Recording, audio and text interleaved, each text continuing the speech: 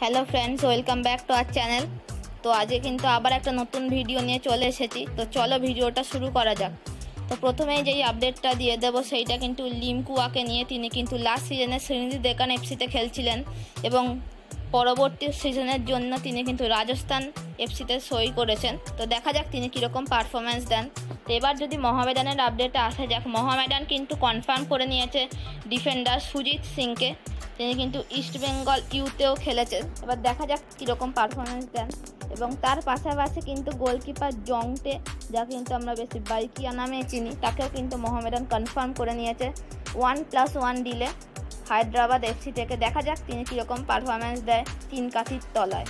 তো বন্ধুরা, এবার যদি মুম্বাইয়ের কথাতে আসা যাক, মুম্বাই এর প্লেয়ার বিঘ্নেশ দক্ষিণামূর্তি তিনি কিন্তু হায়দ্রাবাদ এফসিতে সই করতে চলেছেন। পসিবিলিটি কিন্তু খুবই হাই আছে, কোনো অঘটন না ঘটলে তিনি কিন্তু সেখানেই সই করবেন।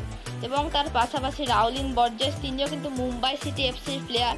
তিনিও কিন্তু গোয়াতে 1 বছরের লোনে সাইন করেছেন মুম্বাই সিটি এফসি থেকে। তিনি কিন্তু একজন ডিফেন্সিভ মিডফিল্ডার হিসাবে খুবই পরিচিত ভারতে। তো এর পাশাপাশি যদি ইস্টবেঙ্গলের আপডেটে আসা যাক, ইস্টবেঙ্গল কিন্তু কন্ট্রাক্ট এক্সটেনশন করে নিয়েছে 2 বছরের চুক্তিতে কুশ ছেত্রীর সাথে। তিনি কিন্তু সত্যি একজন খুবই ভালো প্লেয়ার। দেখা যাক তিনি কীরকম পারফরমেন্স দেন সিএফএলে। তো এবং তার পাশাপাশি কিন্তু হরমনজোত সিং খাবড়া, তাকে কিন্তু অফিসিয়ালি রিলিজ করে দিয়েছে কেরালা ব্লাস্টার্স এফসি এবং কিন্তু তার পরবর্তী ডেস্টিনেশন হতে চলেছে ইস্টবেঙ্গল। তো বন্ধুরা, আজকে এইটুকুই। ভালো লাগলে অবশ্যই লাইক করো, সাবস্ক্রাইব করতে তো একেবারেই ভুলো না। তো চলো বন্ধুরা, আজকের মতো এইটুকুই। ততক্ষণের জন্য